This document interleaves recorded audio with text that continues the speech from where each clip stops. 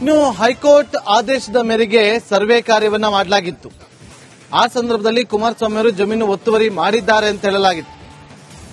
ದೋಸ್ತಿ ನಾಯಕರ ಆರೋಪಗಳೇನಿತ್ತು ಈಗ ಇದೆಲ್ಲದಕ್ಕೂ ಕೂಡ ಎಎಸ್ ಪೊನ್ನಣ್ಣ ಅವರು ತಿರುಗೇಟನ್ನ ಕೊಟ್ಟಿದ್ದಾರೆ. ವಿಧಾನಸೌಧದಲ್ಲಿ ಕಾಂಗ್ರೆಸ್ ಶಾಸಕ ಎಎಸ್ ಪೊನ್ನಣ್ಣ ಅವರು ಸರ್ವೆ ಮಾಡಿ ಅಂತ ಹೇಳಿ ಹೈಕೋರ್ಟ್ ಆದೇಶ ಇತ್ತು, ಸರ್ವೆ ಮಾಡಿದಾಗ ಜಮೀನು ಒತ್ತುವರಿ ಮಾಡಿರೋದು ಗೊತ್ತಾಗಿದೆ ಅಂತ ಹೇಳಿ ಹೇಳಿಕೆಯನ್ನ ಕೊಟ್ಟಿದ್ದಾರೆ.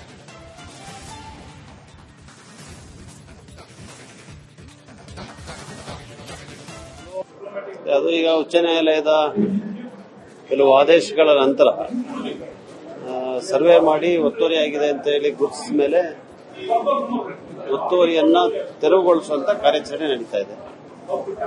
ಅವರಾಗೆ ಬಿಟ್ಟಿದ್ದ ಅಂದ್ರೆ ಒಳ್ಳೇದಿತ್ತು. ಆದರೂ ಒತ್ತುವರಿ ಇದೆ ಅಂತ ಹೇಳಿ ನ್ಯಾಯಾಲಯದ ತೀರ್ಪುಗಳ ಅನ್ವಯ ಗುರುತಿಸಿದ್ದಾರೆ. ಗುರುತಿಸಿರುವಂತ ಸರ್ಕಾರಿ ಜಮೀನನ್ನ ಹಿಂದಕ್ಕೆ ಪಡೆಯುವಂತ ಕೆಲಸ ನಡೀತಾ ಇದೆ.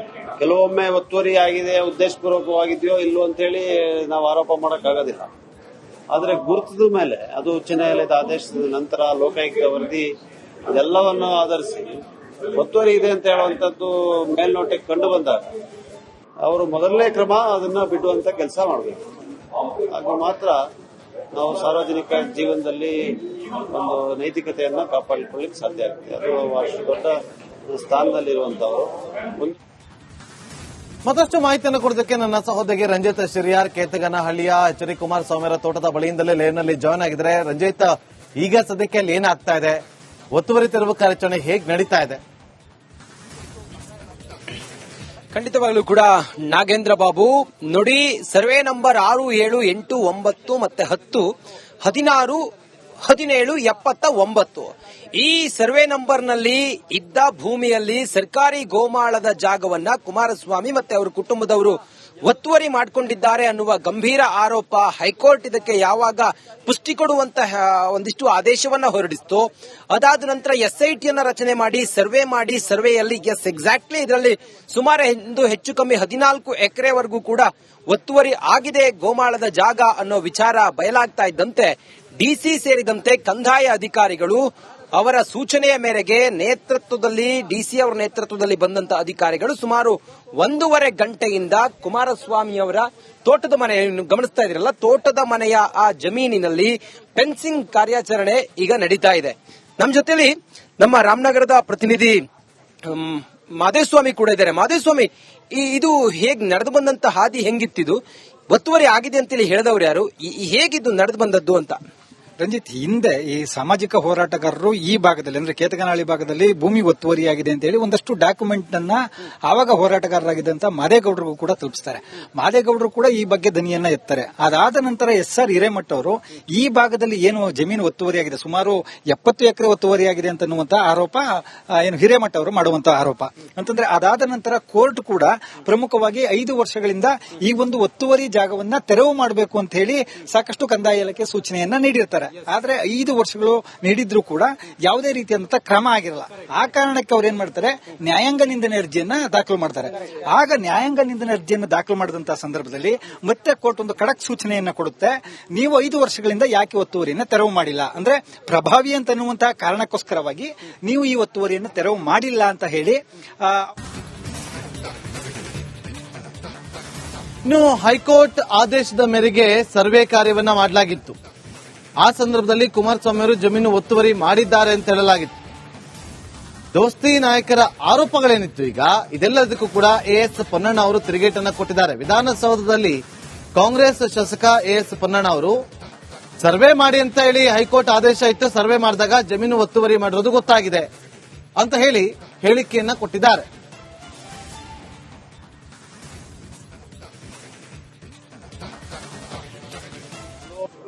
ಅದು ಈಗ ಉಚ್ಚ ನ್ಯಾಯಾಲಯದ ಕೆಲವು ಆದೇಶಗಳ ನಂತರ ಸರ್ವೆ ಮಾಡಿ ಒತ್ತುವರಿ ಆಗಿದೆ ಅಂತ ಹೇಳಿ ಗುರುತಿಸಿದ ಮೇಲೆ ಒತ್ತುವರಿಯನ್ನ ತೆರವುಗೊಳಿಸುವಂತ ಕಾರ್ಯಾಚರಣೆ ನಡೀತಾ ಇದೆ. ಅವರಾಗೆ ಬಿಟ್ಟಿದ್ದ ಅಂದ್ರೆ ಒಳ್ಳೇದಿತ್ತು. ಆದರೂ ಒತ್ತುವರಿ ಇದೆ ಅಂತ ಹೇಳಿ ನ್ಯಾಯಾಲಯದ ತೀರ್ಪುಗಳ ಅನ್ವಯ ಗುರುತಿಸಿದ್ದಾರೆ. ಗುರುತಿಸಿರುವಂತ ಸರ್ಕಾರಿ ಜಮೀನನ್ನ ಹಿಂದಕ್ಕೆ ಪಡೆಯುವಂತ ಕೆಲಸ ನಡೀತಾ ಇದೆ. ಕೆಲವೊಮ್ಮೆ ಒತ್ತುವರಿ ಆಗಿದೆ, ಉದ್ದೇಶಪೂರ್ವಕವಾಗಿದೆಯೋ ಇಲ್ಲೋ ಅಂತ ಹೇಳಿ ನಾವು ಆರೋಪ ಮಾಡೋಕ್ಕಾಗೋದಿಲ್ಲ. ಆದ್ರೆ ಗುರುತದ ಮೇಲೆ ಅದು ಉಚ್ಚ ನ್ಯಾಯಾಲಯದ ಆದೇಶದ ನಂತರ ಲೋಕಾಯುಕ್ತ ವರದಿ ಇದೆಲ್ಲವನ್ನು ಆಧರಿಸಿ ಒತ್ತುವರಿ ಇದೆ ಅಂತ ಹೇಳುವಂತದ್ದು ಮೇಲ್ನೋಟಕ್ಕೆ ಕಂಡು ಬಂದಾಗ ಅವರು ಮೊದಲನೇ ಕ್ರಮ ಅದನ್ನ ಬಿಡುವಂತ ಕೆಲಸ ಮಾಡಬೇಕು. ಆಗ ಮಾತ್ರ ನಾವು ಸಾರ್ವಜನಿಕ ಜೀವನದಲ್ಲಿ ಒಂದು ನೈತಿಕತೆಯನ್ನ ಕಾಪಾಡಿಕೊಳ್ಳಿಕ್ಕೆ ಸಾಧ್ಯ ಆಗ್ತದೆ. ಅದು ಅಷ್ಟು ದೊಡ್ಡ ಸ್ಥಾನದಲ್ಲಿರುವಂತವರು. ಮತ್ತಷ್ಟು ಮಾಹಿತಿಯನ್ನು ಕೊಡೋದಕ್ಕೆ ನನ್ನ ಸಹೋದರಿ ರಂಜಿತ್ ಶಿರಿಯಾರ್ ಕೇತಗನಹಳ್ಳಿಯ ಎಚ್ ಡಿ ಕುಮಾರಸ್ವಾಮಿ ಅವರ ತೋಟದ ಬಳಿಯಿಂದಲೇ ಲೈವ್ನಲ್ಲಿ ಜಾಯ್ನ್ ಆಗಿದ್ದಾರೆ. ರಂಜಿತ್, ಈಗ ಸದ್ಯಕ್ಕೆ ಅಲ್ಲಿ ಏನಾಗ್ತಾ ಇದೆ, ಒತ್ತುವರಿ ತೆರವು ಕಾರ್ಯಾಚರಣೆ ಹೇಗೆ ನಡೀತಾ ಇದೆ?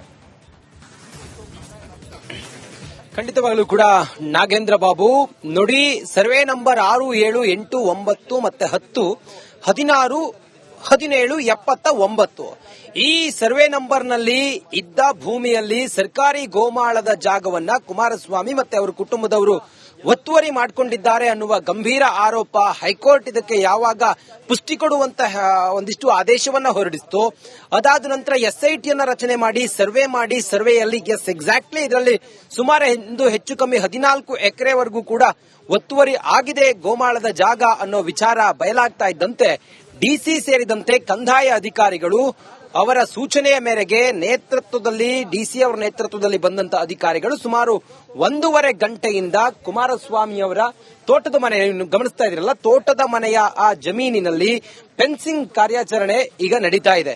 ನಮ್ಮ ಜೊತೆಲಿ ನಮ್ಮ ರಾಮನಗರದ ಪ್ರತಿನಿಧಿ ಮಾದೇಸ್ವಾಮಿ ಕೂಡ ಇದ್ದಾರೆ. ಮಾದೇಸ್ವಾಮಿ, ಇದು ಹೇಗ್ ನಡೆದು ಬಂದಂತ ಹಾದಿ ಹೆಂಗಿತ್ತಿದು?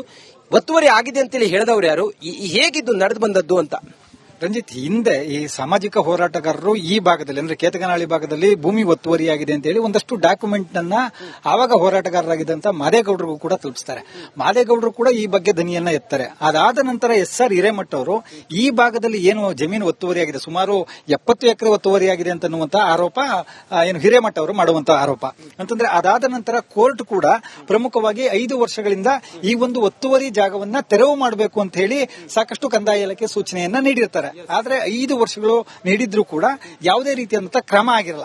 ಆ ಕಾರಣಕ್ಕೆ ಅವ್ರು ಏನ್ ಮಾಡ್ತಾರೆ, ನ್ಯಾಯಾಂಗ ನಿಂದನೆ ಅರ್ಜಿಯನ್ನ ದಾಖಲು ಮಾಡ್ತಾರೆ. ಆಗ ನ್ಯಾಯಾಂಗ ನಿಂದನೆ ಅರ್ಜಿಯನ್ನ ದಾಖಲು ಮಾಡಿದಂತಹ ಸಂದರ್ಭದಲ್ಲಿ ಮತ್ತೆ ಕೋರ್ಟ್ ಒಂದು ಖಡಕ್ ಸೂಚನೆಯನ್ನ ಕೊಡುತ್ತೆ.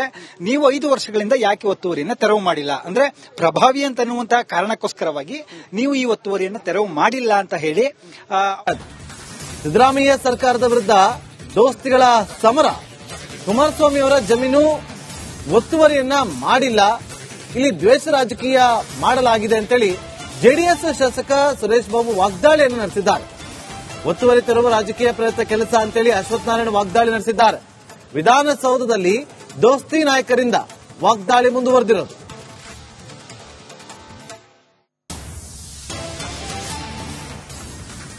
ಜಮೀನಿನ ಬಗ್ಗೆ ದ್ವೇಷದ ರಾಜಕಾರಣ ಇಟ್ಕೊಂಡು ಇವತ್ತು ಈ ಸರ್ಕಾರ ತೆರವು ಮಾಡಿಸ್ಲಿಕ್ಕೆ ಹೊರಟಿರ್ತಕ್ಕಂಥದ್ದು ಅಕ್ಷಮ್ಯ, ಖಂಡನೀಯ ಅಂತಕ್ಕಂಥದ್ದನ್ನ ನಾನು ಹೇಳಲಿಕ್ಕೆ ಬಯಸ್ತೇನೆ. ಈ ಒಂದು ಹಲವಾರು ವರ್ಷಗಳಿಂದ ಕುಮಾರಸ್ವಾಮಿ ಅವರ ಜಮೀನ್ ಬಗ್ಗೆ ಹಲವಾರು ಧ್ವನಿಯನ್ನ ಎತ್ತಿದ್ರು. ಅದನ್ನ ಇವತ್ತು ತೆರವು